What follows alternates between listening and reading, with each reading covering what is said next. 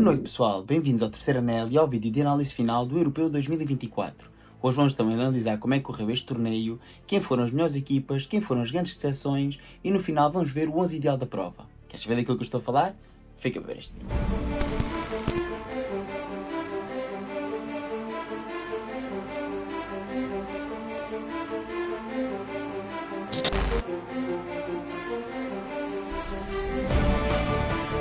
Pois é pessoal, infelizmente ou felizmente, depende se és um adepto do futebol de seleções, já se acabou o Europeu 2024 e assim vou fazer um vídeo curto de rescaldo desta mesma prova e vou começar talvez por falar e pôr em si em perspectiva o 11 ideal para mim. Quero dizer que foi um Europeu para mim fora do normal, onde normalmente brilham mais os avançados, mas desta vez brilharam mais os guarda-redes e vamos começar exatamente com este 11 que vocês têm aqui ao lado e vamos analisar o mesmo, vamos assim pôr em perspectiva quem é que eu acho que foram os melhores jogadores. Na baliza, para mim, não há grande surpresa. Manuel Neuer, um dos melhores guarda-redes da atualidade, continua já perto dos 40 anos a render ao melhor nível. É um facto, como eu estava a dizer, foi o europeu dos guarda-redes, com guarda-redes a render ao mais alto nível. Tivemos o Donnarumma, tivemos o próprio Diogo Costa, Weghorst da Holanda, Marmardashvili da Geórgia. Houve muitos guarda-redes a render a um bom nível. Mas na minha opinião, aquele que mais destacou, aquele que fez defesas mais preponderantes para os resultados finais, foi claramente Manuel Neuer. Vou optar então por um 4-2-3-1, pois é a tática que eu mais gosto, como vocês sabem. Vou começar então pelo lateral direito, onde para mim não há também grandes dúvidas, é Carvajal o eleito. Carvajal fez assim uma época brilhante, que era ao serviço do Real Madrid e depois prolongou assim neste europeu. Outros laterais direitos que podia destacar, podia ser por exemplo Kimmich da Alemanha, mas sinceramente Carvajal foi demasiado importante, tal e qual como o seu colega, mas da banda oposta. Estou a falar então de Marco Cucurella.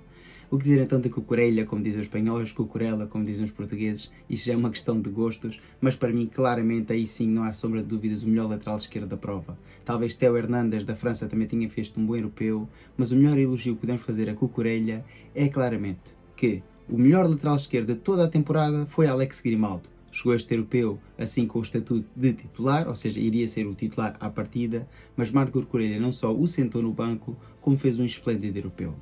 Na dupla de centrais, aqui já não vou escolher uma dupla de centrais da Espanha, assim como vocês podem ver pelo 11 há muitos jogadores da Espanha, o que é evidente, pois ao fim e ao cabo, na minha opinião, foi a melhor equipa do torneio, mas já iremos falar disso mesmo.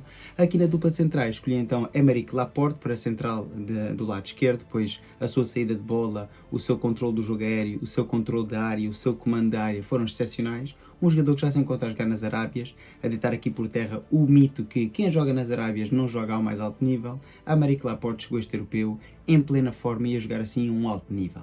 Ao seu lado vou então escolher outro central e aqui sim já não vou escolher um central da seleção espanhola. Vou assim escolher aquele que para mim foi o melhor central da prova. E estou a falar então de Saliba. O central francês do Arsenal rendeu um nível espetacular. Um dos defesas mais limpos a cortar bolas, exímio na marcação e esteve praticamente intransponível todo o torneio. E assim sendo, para mim, é o melhor defesa central da prova. Agora vamos optar então por um meio campo de 3 e vamos jogar apenas com um trinco. Esse trinco, como é lógico, é Rodri, um dos melhores jogadores da prova, elite até o melhor jogador da prova para a competição, ou seja, para a UEFA o melhor jogador de todo o torneio foi assim Rodri, do Manchester City e da Espanha. Para mim não foi, e já irei falar disso depois de falar do 11, mas para mim foi claramente a melhor âncora, a melhor bússola, o melhor guiador de jogo, digamos assim, da seleção espanhola.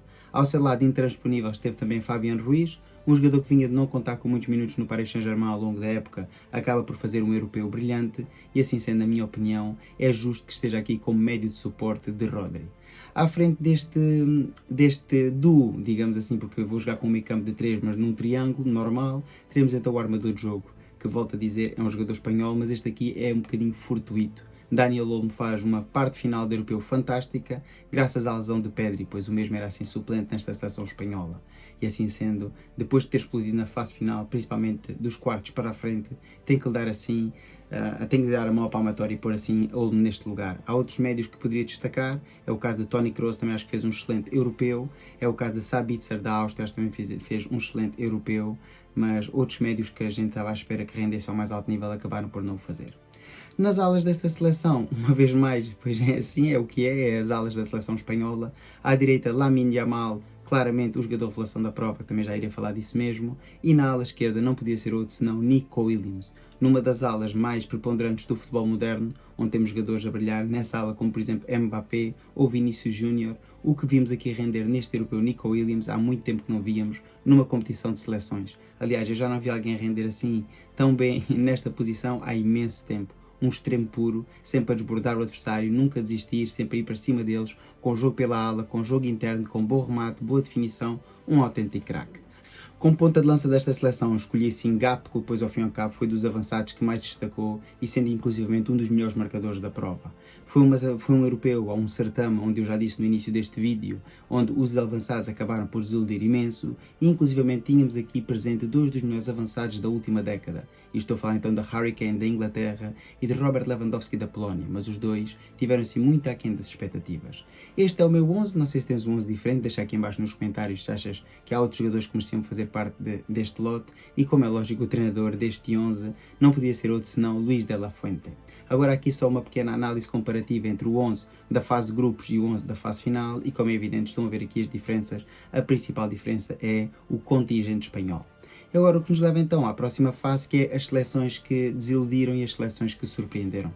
Vou começar então por mostrar aquilo que eu tinha perspectivado como os principais favoritos, que eram sim estes 4 equipas, ou seja, a Inglaterra, a França, a Alemanha e Portugal, e com 3 outsiders, como podem ver, a Espanha, a Itália e a Holanda. Assim sendo e falando nestas seleções, acho que há aqui 3 grandes desilusões neste europeu, 3 seleções que me desiludiram imenso e 3 seleções que me surpreenderam imenso. Vou começar então pelas que me desiludiram e foi claramente a Croácia, que estava à espera de muito mais da seleção croata, pois ao fim e ao cabo era o canto cisne de uma geração de ouro e acabou assim por ser eliminada na fase de grupos, deixando muito a desejar. A outra seleção que me desiludiu imenso foi, uma vez mais, a seleção francesa, que acho que não está a carburar com a quantidade de estrelas que tem, jogou um futebol muito raca, muito mísero e que apenas marcou 1 ou 2 golos em toda a prova, ou seja, golos de jogada corrida que não fossem autogolos nem penaltis, e isso é muito pouco para uma seleção como a francesa. A outra seleção que me desiludiu imenso foi a seleção que chegou à final, e aqui em si temos de dar a mão à palmatória que conseguiu chegar à final, mas é a segunda final consecutiva que acaba por perder jogando um futebol miserável, e na minha opinião, quilo por quilo, acho que é o melhor plantel. Acho que tem uma constelação de jogadores fantásticas, inclusivamente deu para deixar de fora deste europeu jogadores importantíssimos como Grealish do Manchester City ou Rashford do Manchester United e como tal não se justifica. Quando olhamos então para estas 3 seleções, já há aqui uma coisa que eu tenho que ressalvar, acho que tem que haver aqui uma mudança geracional e estes 2 selecionadores, estou a falar de Didier Deschamps e de Gareth Southgate, já não pertencem à elite do futebol de seleções e como tal deviam seguir o caminho de Joachim Löw e perceber quando é que se tem que retirar do mais alto panorama do futebol de seleções, pois ao fim e ao cabo as suas seleções não estão a carburar e as suas seleções não estão a render ao nível desejado. Por outro lado, temos então novos treinadores a emergir, não estou a dizer que sejam novos de idade, um deles é, os outros 2 não, mas 3 seleções que me surpreenderam pela positiva, houve mais, mas vou escolher assim estas 3, e depois já vou dar também umas menções honrosas. Foi claramente a seleção da Áustria, com Rangnick à cabeça, que eu nunca esperaria depois da fraca figura que fez no Manchester United, mas a seleção austríaca, na minha opinião, foi a melhor organizada taticamente e como tal merece assim uma posição de destaque aqui nesta análise final. As outras 2 seleções que eu gostei muito de ver, como é lógico, foi a Alemanha. Acho que esta mudança de estratagema e de mentalidade que Nagelsmann está a imprimir na seleção germânica deu frutos e esta seleção germânica voltou a jogar bom futebol depois do fracasso que foi o Mundial do Qatar, onde foi eliminada na fase de grupos. E por fim, como é evidente, e vou falar já, aproveitar para dizer que na minha opinião e na opinião de toda a gente, foi a melhor seleção da prova, e estou a falar então da Espanha de Luís de la Fuente. O novo selecionador espanhol, que relembro, não é um jovem, vem assim das camadas jovens, é já um treinador muito experiente, mas nunca tinha estado ao mais alto nível num grande certame, num certame mais completo, digamos assim, pois estamos a falar europeus ou mundiais, foi assim a sua estreia e fez um excelente trabalho, ganhando todos os jogos, tal e qual como o Brasil de 70 de Pelé, mas não foi apenas ganhar, foi as sensações que deu em campo e fez um autêntico fricassé no tiki-taka e mudou completamente a mentalidade da seleção espanhola, jogando no contra-ataque, jogando no ataque puro, jogando pelas alas, um futebol vertiginoso, um futebol rápido, um futebol que encantou. As outras 2 seleções que quero dar aqui uma menção honrosa, na minha opinião, é a seleção da Suíça, que voltou a estar a um bom nível e a render, e como é lógico, a seleção da Geórgia, que encantou os adeptos do futebol, que fez assim um bom europeu, jogando um futebol, sendo um completo outsider, sendo a bela adormecida, digamos assim, era o adversário que todos queriam ter e fez assim um bom futebol. Outras seleções também jogaram bem, poderia falar da seleção da Holanda, que também gostei, seleção da Turquia, mas não íamos estar aqui a falar o resto da noite. Já falando então agora um pouco mais de prémios individuais, o melhor guarda-redes da prova, já disse, para mim, na minha opinião, foi Manuel Neuer. O melhor marcador da prova acabou por ser Daniel Olmo, a par de outros jogadores como, por exemplo, o avançado da Geórgia, Mikhail Tatse, e também de Gap, que se não estou em erro acabaram todos com 6 golos. Para mim o melhor jogador da... Aliás, vou começar pelo jogador de revelação. Para mim o jogador de revelação da prova não tem grande ciência, e estou de acordo com a UEFA, e foi Lamine Yamal, que fez apenas 17 anos no dia antes da final. Estamos a falar de um jogador que fez praticamente todo o europeu, com 16 anos, a render a um nível extraordinário e, na minha opinião, foi o segundo melhor jogador da prova, logo atrás daquele que, para mim, foi o MVP deste certame. E estamos a falar então de Nico Williams.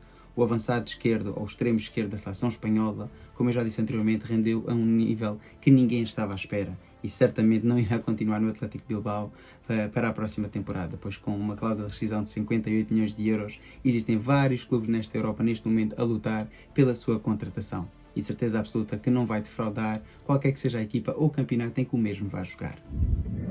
Já sei, agora estão vocês aí todos a perguntar, tem seleção portuguesa? Não, desiludiu? Desiludiu, sim senhora, estou de acordo com vocês, desiludiu, mas eu vou dedicar um vídeo separado à seleção portuguesa, que vai sair na sexta-feira, e onde irei falar então dos jogadores individualmente, dar notas aos mesmos, ao nosso selecionador e tentar encontrar quais foram os problemas ou as razões pela qual a nossa seleção falhou.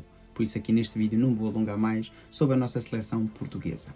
Já relativamente ao certame e à organização em si, só tenho boas palavras, não tenho nada a apontar à organização, acho que correu tudo impecavelmente bem, desde a venda de bilhetes online, à app da UEFA Tickets, onde tínhamos assim o bilhete, às chegadas ao estádio e entradas por Bluetooth, que acho que foi fantástico, ao Travel Card que deram assim às pessoas que tinham um bilhete para poderem viajar por essa Alemanha de forma gratuita e se poderem deslocar de estádio entre estádio. Eu tive a oportunidade de acompanhar 2 jogos live, e estamos a falar então do Turquia e Portugal e também do Espanha-Albânia, onde me diverti imenso, rodeado de amigos que encontrei ao longo deste europeu em várias cidades. Estive em 2 ou 3 cidades alemãs e acho que a organização, as fan zones, o merchandising teve tudo de forma espetacular. E aqui desde este humilde canal, os meus parabéns à UEFA e à organização deste europeu, ou seja, ao Comitê Germânico.